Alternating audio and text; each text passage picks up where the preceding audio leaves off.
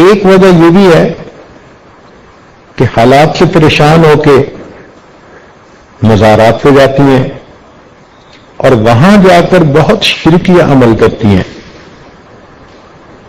یہ چیز بھی عورتوں کے جہنم میں جانے کا سبب بنتی ہے.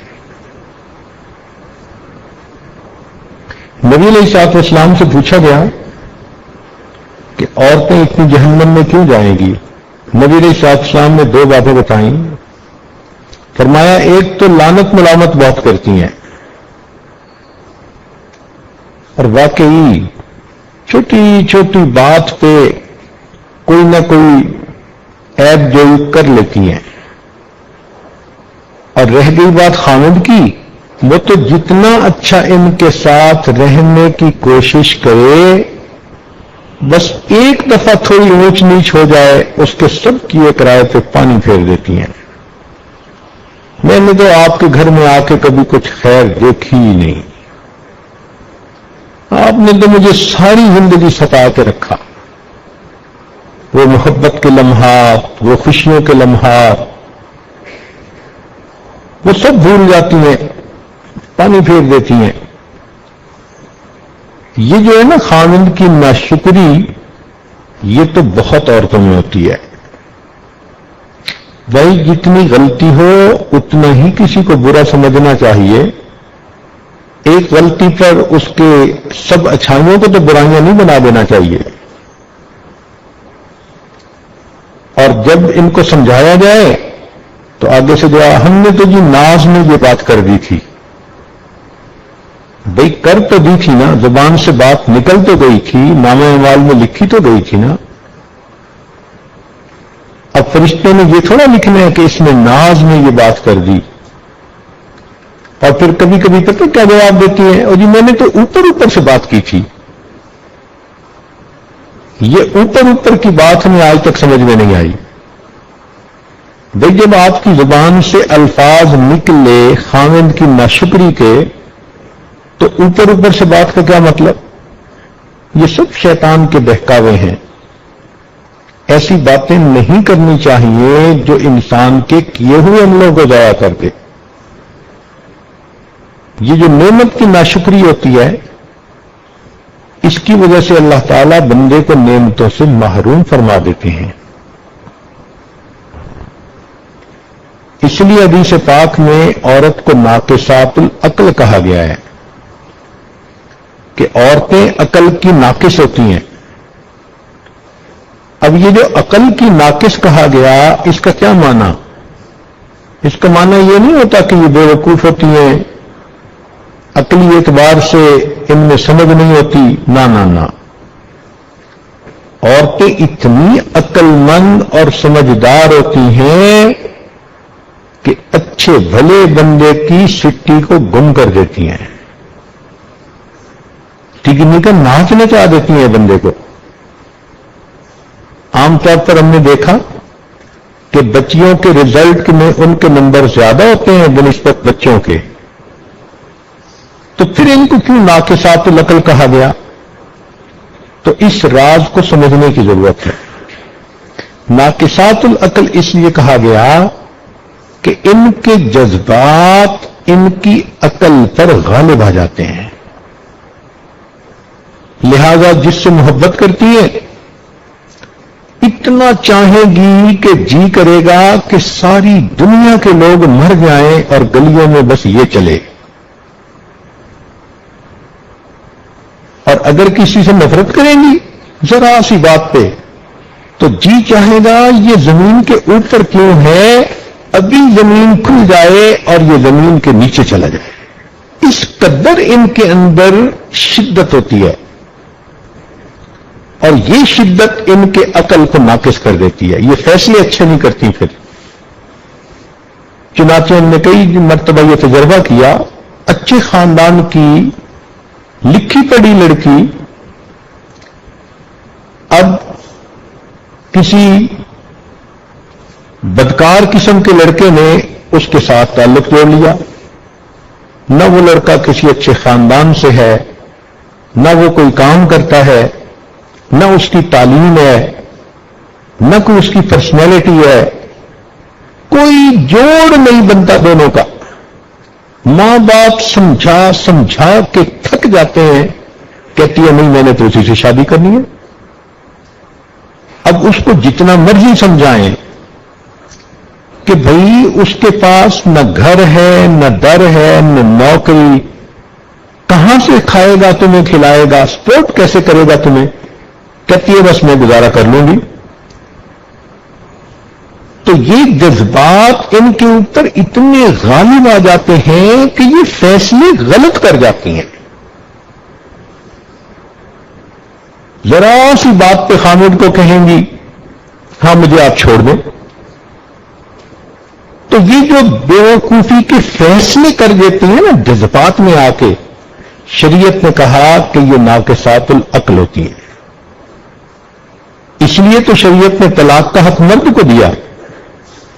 اگر بالفرض و تقدیر طلاق کا حق عورت کو دیا جاتا تو ماشاءاللہ ایک دن میں 25-30 طلاقیں تو ہر مرد کو ہو جاتی.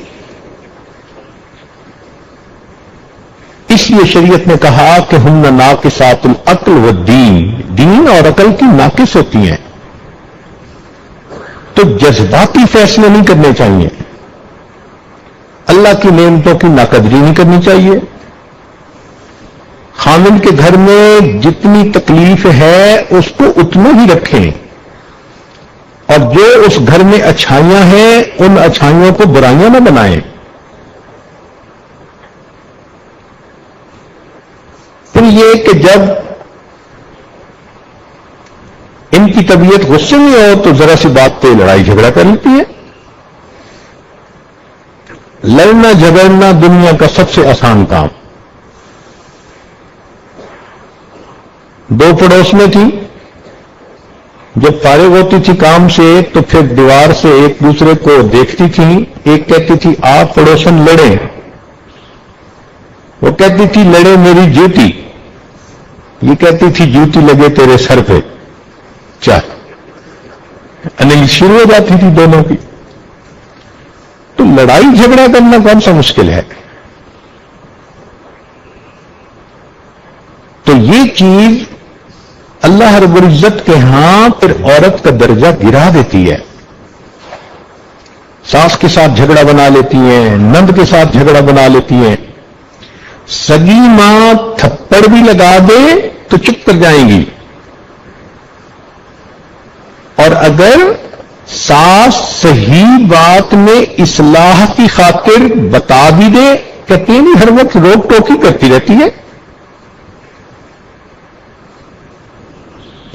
تو یہ چیز ان کے لیے جہنم میں جانے کا سبب بنتی ہے. ایک چیز یہ بھی ہے کہ عورتوں میں فجر کی نماز کا قضا ہونا یہ عادت بہت عام ہے. حتیٰ کہ نمازی عورتیں, دیندار عورتیں بھی فجر کی نماز قضا کر بیٹھتی ہیں, سوتی رہتی ہیں. اور جب بات کرو تو بچوں کے بہانے, گھر کے کام کاج کے بہانے میں تھکی ہوئی تھی, آنکھ نہیں کھلتی. خامد کہ بھئی آپ نے فجر کی نماز نہیں پڑھی, آگے سے پھر یہ نہیں کہیں گی کہ غلطی ہوئی نہیں, آپ کی بہن بڑی نمازیں پڑھتی ہے. اسی طرح بعض عورتیں زکوٰۃ کے معاملے میں غفلت کرتی ہیں. سونے پہننے کا شوق تو اتنا ہوتا ہے کہ کام کاج کرتے ہوئے کہیں گی کہ مجھ سے تو آدھا کلو وزن نہیں اٹھایا جاتا, اور سونے کی باری آئے گی تو کہے گی 10 کلو سونا میرے سر پہ لاد دو. عورت کو کہے نا کہ ہم آپ کے جسم میں کیل ٹھوکیں گے, پوچھے گی کیوں, کہیں سونے کے ہوں گے, کہتی پھر جلدی کیوں نہیں کرتے.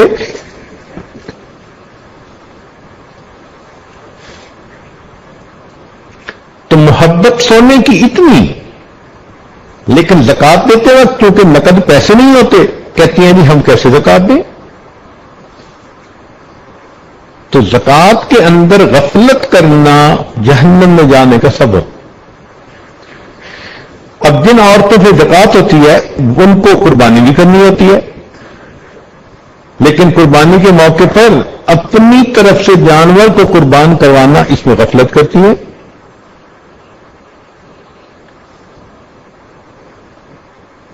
پھر ایک وجہ یہ بھی ہے کہ غسل جنابت میں تاخیر کرتی ہیں. رات کو اگر ان پر نہانا فرض ہو گیا تو فجر کی نماز گئی، بہانہ کریں گی اور یہ سب گھر والوں کے سامنے میں کیسے نہا سکتی ہوں؟ بھائی فرض ہے، اللہ کا حکم ہے. فجر کی نماز کو اس قدر کیوں تم ہلکا سمجھ رہی ہو؟ اپنی مرضی ہوتی ہے تو آدھی رات کو اٹھ کے نہائیں گی، لیکن شریعت کا حکم اس میں تاخیر. اور پھر ان کو حیض، نفاس اور استحاضہ کے مسائل کا پورا پتہ بھی نہیں ہوتا، نہ پڑھتی ہیں نہ سیکھتی ہیں، حالانکہ اس میں بہت باریکیاں ہیں اور اس کو سیکھنا چاہیے. ہمیں تجربہ اس طرح سے ہوا کہ ایک مرتبہ گھر والوں نے یہ بات بتائی کہ آج ایک بچی جو ایم اے پڑھ رہی تھی مدرسے میں آئی اور کہنے لگی جی کہ میری امی میری شادی کرنا چاہتی ہے، تو میں اس لیے آئی ہوں کہ میں آپ سے غسل کے فرائض مسائل سیکھوں. تو انہوں نے آگے سے جواب دیا کہ عمر تو آپ کی ماشاءاللہ 23-24 سال لگتی ہے. کہنے لگی ہاں 23 سال عمر ہے. تو بھائی آپ تو 16 سال میں جوان ہوئی ہوگی، تو آخر ہر مہینے غسل کرنا ہوتا ہوگا. کہنے لگی نہیں. اب سوچئے 16 سال کی عمر میں یہ بچی جوان ہوئی اور 23 سال کی عمر پہنچنے تک ایم اے تو پڑھ لیا، لیکن اس کو یہ بھی پتہ نہیں کہ ہر مہینے جو ایام کے بعد انسان کو غسل کرنا ہوتا ہے وہ فرض غسل ہوتا ہے. کہتے ہیں جی غسل کی تو اب ضرورت پیش آئے گی چونکہ شادی اب ہو رہی ہے. اس کا مطلب اس نے 7 سال ناپاکی کے اندر گزارے. پھر کئی مرتبہ ان کو شوق ہوتا ہے نیل پالش لگانے کا، جتنا مرضی منع کر لو لیپ لگاتی ہیں. حالانکہ نیل پالش کے لگانے سے نہ وضو ہوتا ہے نہ غسل ہوتا ہے، وہ تہ چڑھ جاتی ہے. لیکن یہ نیل پالش لگا کے پھرتی رہیں گی اور اسی طرح بے وضو نمازیں بھی پڑھتی رہیں گی. شریعت آپ کی مرضی کے مطابق بدل تھوڑا جائے گی، خود بدلتی نہیں، شریعت کو بدلنے کی کوشش کرتی ہیں. کئی عورتوں کو لپسٹک لگانے کی بہت شوق ہوتا ہے. ویسے یہ بات ہے کہ جب لگاتی ہے تو محسوس ایسے ہی ہوتا ہے کہ شیرنی کسی کا خون پی کے آئی ہے. اب لپسٹک کے اوپر وضو نہیں ہوتا، مگر نہیں مانے گی اور جی میں اس کو صاف کر دوں گی. عالمہ بچیاں یہ جواب دیتی ہیں اور موقع پہ صاف بھی نہیں ہوتی. تقریبات میں جاتی ہیں نمازیں قضا. اب چونکہ بنی سبری ہوئی ہے، چہرے پہ لیپ لگایا ہوا ہے، ڈسٹمپر کیا ہوا ہے، تو اب یہ وہاں جا کے اگر منہ دھو لیں گی تو حقیقت تو کھل جائے گی. لہذا دیندار عورتیں جو نمازی ہوتی ہیں وہ شادی بیاہ کی تقریبات میں وہ بھی نمازیں قضا کر بیٹھتی ہیں. تو پھر یہ تو تماشا بن گیا نا. چاہیے تھا کہ پہلے وضو کرتی، بعد میں پھر اپنی تیاری کرتی اور اس وضو کے ساتھ جہاں بھی ہوتی نماز کا اہتمام کرتی. ایک غفلت پردے کے اندر، غیر مردوں سے تو بھی پردہ کر جاتی ہیں، رشتہ دار غیر محرم جو ہوتے ہیں ان سے بالکل پردہ نہیں کرتی، اور شادی بیاہ کے موقع پہ تو پھر دیندار پردہ دار عورتیں بھی پردے کو ایک طرف کر دیتی ہیں.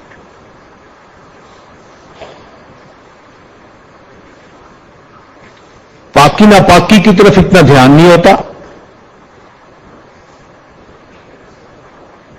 بچہ ہے،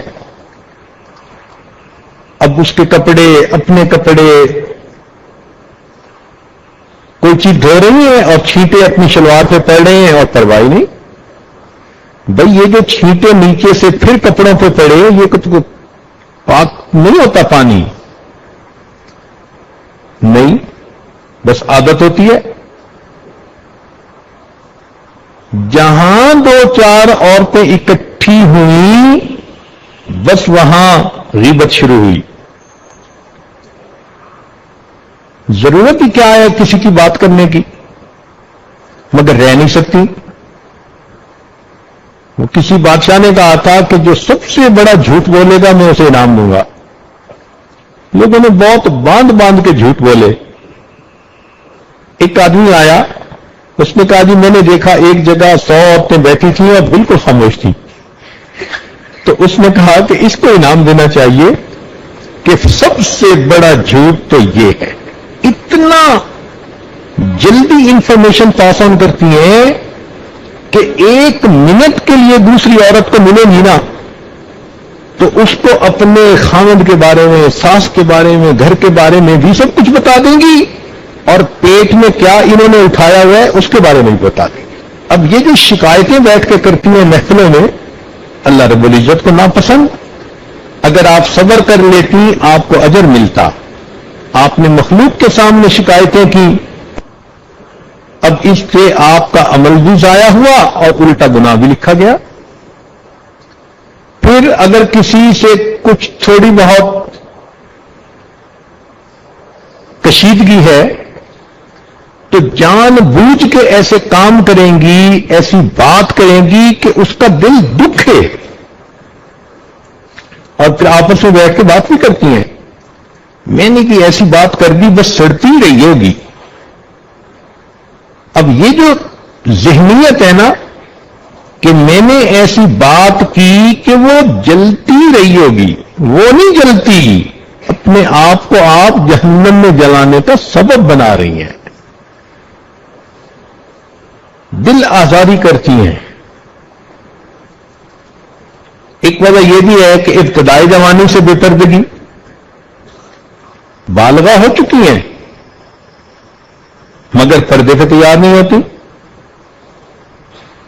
صدقہ کرنے میں دل کھلا نہیں ہوتا. اگر صدقہ زیادہ کریں تو اللہ رب العزت ان کو جہنم کی آگ سے بچا دے.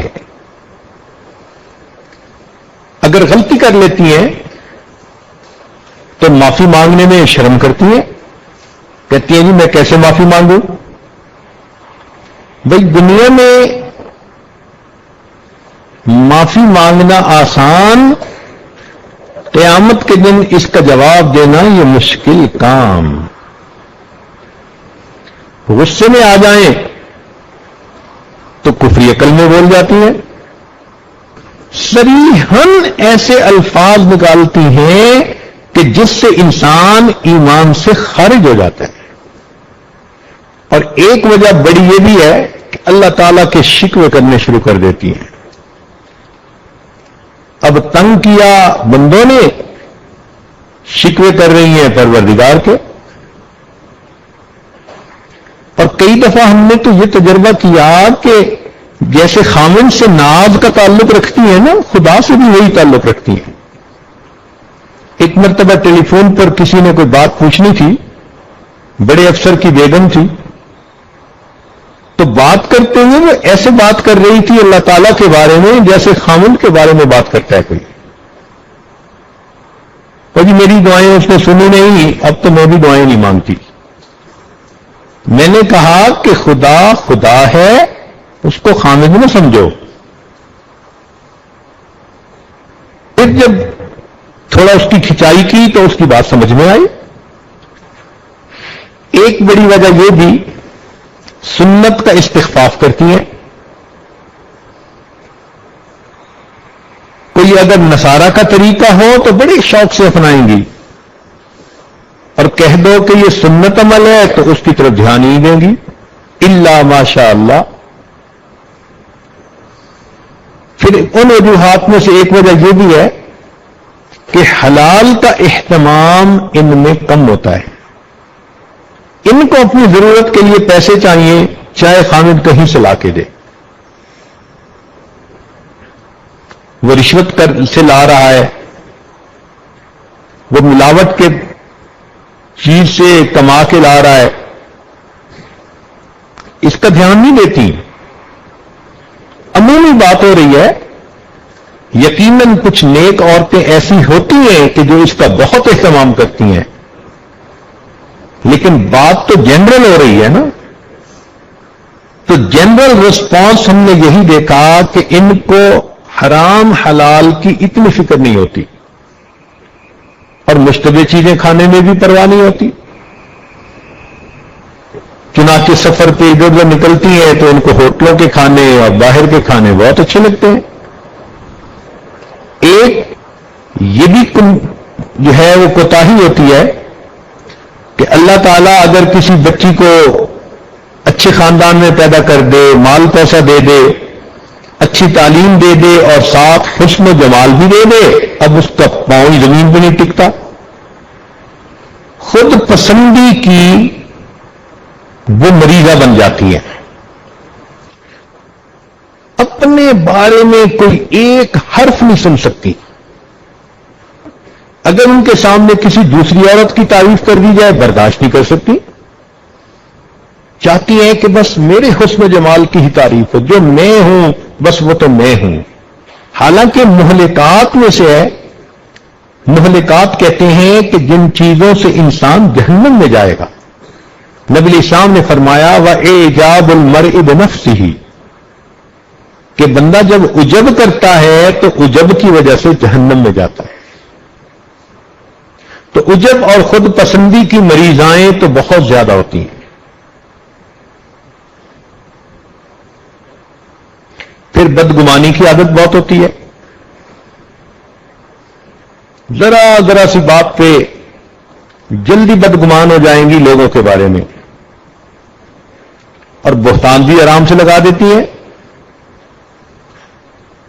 ایک اور بڑی وجہ جو شادی شدہ عورتوں میں ہوتی ہے کہ پہلے خامنے کے ساتھ جھگڑے کرتی ہے، غصے میں اس کے ساتھ جو ہے اس کو اور جان بوجھ کے غصہ دلاتی ہیں، اور پھر وہ ایسے لفظ بولتا ہے جس سے طلاق ہو جاتی ہے یا کنایا میں طلاق ہو جاتی ہے، چپ کر جاتی ہیں، کسی کو نہیں بتاتی، اور اسی کے ساتھ رہ رہی ہوتی ہیں۔ اب خامن تو جاہل ہے، اس کو تو پتہ نہیں دین کا، لیکن لفظ اس نے بولے جن لفظوں سے طلاق ہوتی ہے۔ اب شریعت کا مسئلہ تو یہی ہے کہ اگر خامن کہہ دے کہ مجھے تیری ضرورت نہیں، چلی جا یہاں سے، تو یہ کنائے میں طلاق ہے۔ اور کئی مرتبہ اگر وہ نام بھی بول دے کہ میں نے تجھے طلاق دے دی تو بھی نہیں بتاتی، اور اسی کے ساتھ رہ رہی ہوتی ہیں۔ حدیث پاک میں آتا ہے قرب قیامت کی علامت ہے کہ مرد اپنی بیویوں کے ساتھ زنا کریں گے۔ تو یہ بات سمجھ میں نہیں آتی تھی کہ بیوی سے زنا کیسے، اب سمجھ میں آئی کہ طلاق واقع ہو چکی، لیکن میاں بیوی راضی تو کیا کرے گا قاضی۔ چنانچہ ایک ملک میں مجھ سے مسئلہ پوچھا گیا، میاں بیوی دونوں نے بتایا کہ خامن نے 3 سے زیادہ مرتبہ طلاق دی، اور میاں بیوی دونوں کہنے لگے جی بچوں کی خاطر ہم اکٹھے رہ رہے ہیں پچھلے 7 سال سے۔ اس کا مطلب ہے کہ 7 سال سے وہ زنا کی مرتکب ہو رہی تھی۔ اگر کوئی خیر کا کام کرتی بھی ہے تو اللہ کی رضا کی نیت کم ہوتی ہے، اکثر نیت یہ ہوتی ہے لوگ کیا کہیں گے۔ اب گناہ سے اس لیے بچنا، لوگ کیا کہیں گے تو بچنے کا ثواب نہیں، نیکی اس لیے کرنا کہ جی لوگ کیا کہیں گے، نہ کرتی تو نیکی کا ثواب نہیں، تو بیچاریاں عمل بھی جو کرتی ہیں وہ اس نیت کی وجہ سے ان عملوں کے ثواب سے محروم ہو جاتی ہیں۔